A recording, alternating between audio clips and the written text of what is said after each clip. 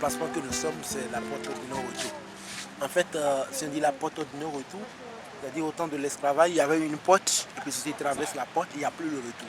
Mais il y a de retour, mais le retour dont il s'agit, c'est le retour spirituel. Parce que tu as déjà fait le tour de l'arbre du retour qui est à l'intérieur même du village de Zungoji. Si on fait pas directement la porte du retour, vous verrez les deux statues là. Les deux oiseaux, on les appelle les colombes. Pourquoi les colombes? Parce que ça montre simplement la paix entre les peuples d'aujourd'hui. Et si on fait ça directement la porte là, vous verrez que sur le mur, ils ont disposé des esclaves deux. Hommes et femmes. Là, ça montre comment ils sont disposés dans les cales du navire. Ils sont tassés deux dans les cales du navire. Hommes et femmes, pour qu'on n'aura pas de révolte. Et même dans les cales du navire, ils sont baïonnés. Et de l'autre côté, si on regarde au milieu là-bas, vous voyez que les éléphants sont marchés en file indienne en allant dans les cales du navire. Donc ça montre simplement que l'embarquement est déjà prêt. Donc on va essayer de traverser la porte. A une colère profonde qui n'existe pas du tout dans notre partie du monde, qui n'existe pas du tout dans notre partie du monde. C'est la ligne des esclaves, la ligne de la douleur, la ligne des esclaves, la ligne de la douleur. Bon, en fait, on souhaite le bienvenue à Ouidah. Et là, déjà, vous êtes déjà sur la route des esclaves. Et la route des esclaves, et la route, elle est constituée au moins 7 étapes. Mais si nous voulons mettre ça dans l'histoire, ça veut dire la réconciliation entre l'Afrique et la diaspora. Et si on parle de la diaspora, c'est quelqu'un qui était un peu en Afrique et il a des descendants qui sont revenus à la terre natale, comme vous. Et donc, les bas-reliefs, les images représentent un peu la synthèse de la route des esclaves même. Par exemple, sur le premier tableau, on va commencer par le premier tableau là-bas.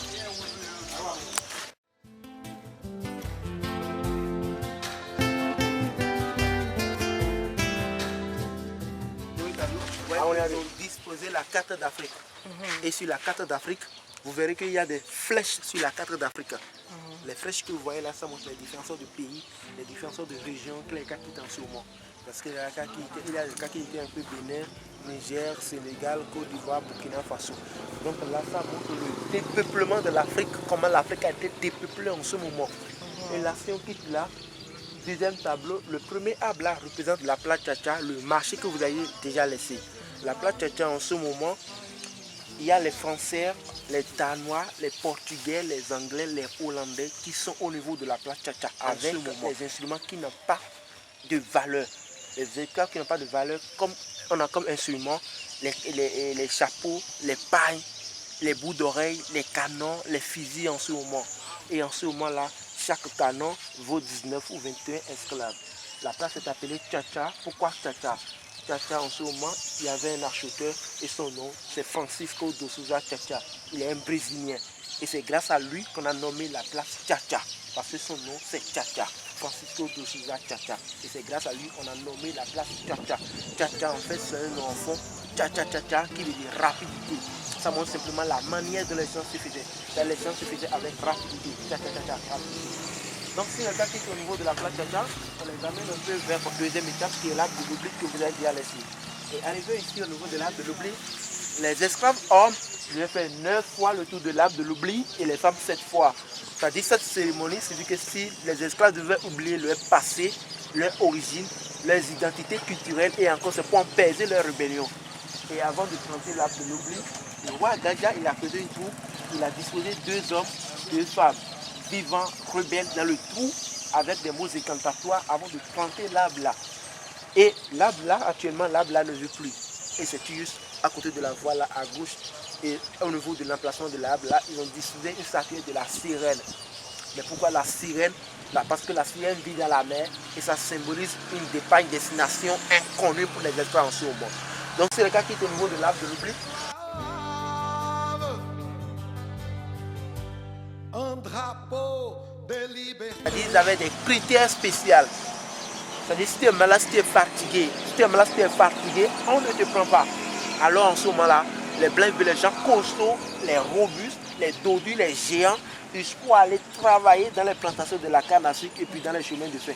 Donc Ici, ils sont en train de contrôler les esclaves et regardez un peu les dentus, taper les dents en place. Ici, nous sommes au niveau de la porte du non-retour, c'est-à-dire la plage de Ouidah. Au temps de l'esclavage, jusqu'à présent, il n'y avait pas le port. Mais comme il n'y avait pas le port, en ce moment, l'embarquement se faisait en 2 temps.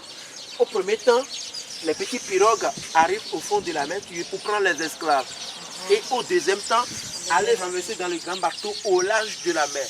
Et ici, ça montre comment ils sont dissolés dans les cadres de navires. Ils sont entassés comme de la sardine. Raison pour laquelle il y a des esclaves malades, les morts, les fatigués dans les cadres de navires. Ces malades, ces fatigués, là, sont jetés dans la mer. Ceux qui sont jetés dans la mer, là, sont mangés par les poissons, les requins et les dauphins en ce moment. Ce type-là, de l'autre côté, vous avez quelques instruments. Vous avez les caldinas, les belotes, les baillons et autres. Là, ça montre simplement les instruments que les blancs ont amenés pour maîtriser les esclaves, pour enchaîner les esclaves. Vous voyez là, ce sont les idées de la créativité. Parce qu'arriver au pays de la destination, ce sont les esclaves, les descendants des esclaves. Ce sont eux qui ont lié de créer tous ces instruments. La peau des esclaves, un drapeau de liberté. Ceux là que vous voyez là, on les appelle les sédentaires. Les sédentaires américains. Ce sont les Noirs américains. Ce sont ceux qui ont participé à l'abolition de l'esclavage. Ce sont ceux qui ont parlé au niveau des droits des Noirs américains. Là-bas, on ne dit pas, c'est la destination qui continue dans le nouveau monde. Et là, en bas, vous voyez un esclave qui est tombé par terre là.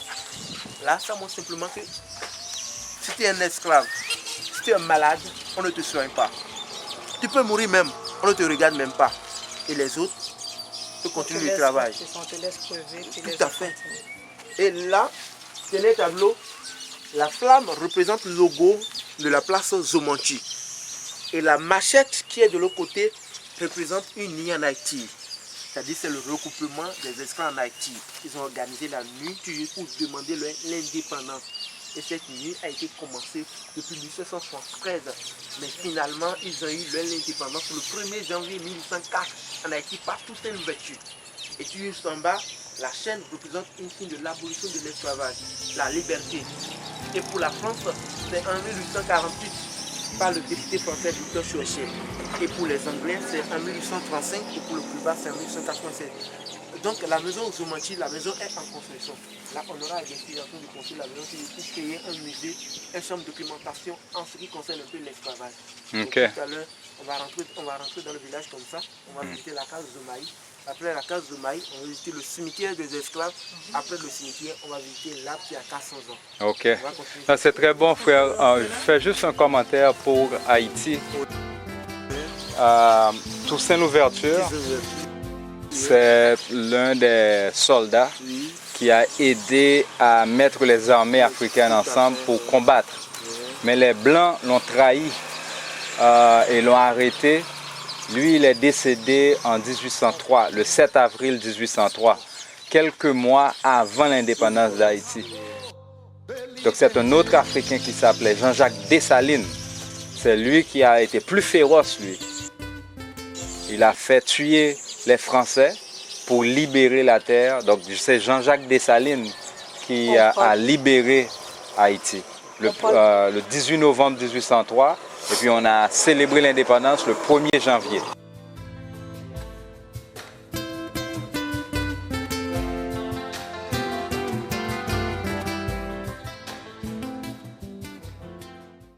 Et là, le bois caïman, c'est la cérémonie qui a lieu le 14 et le 15 août 1791, quand les Africains ont juré qu'ils préfèrent mourir que de rester esclaves.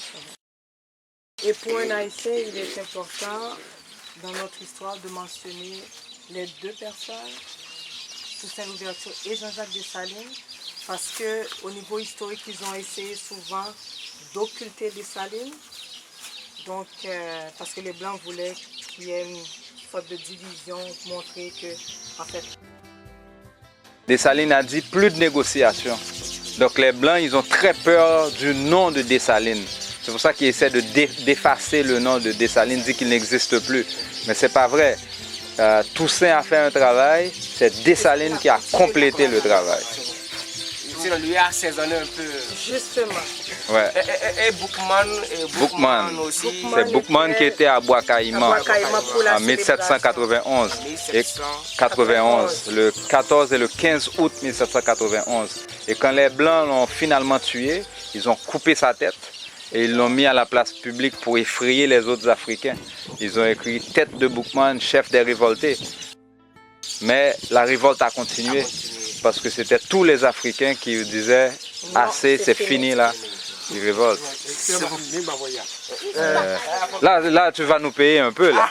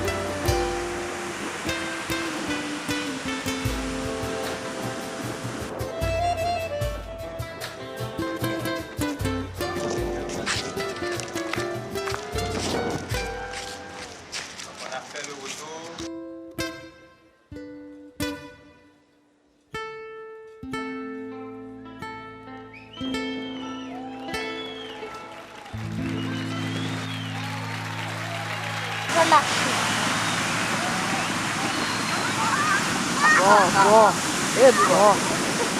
Eu mulher veio, courir.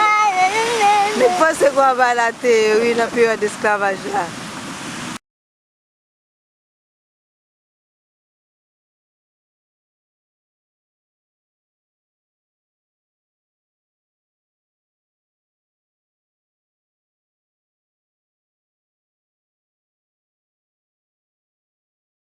Un drapeau de liberté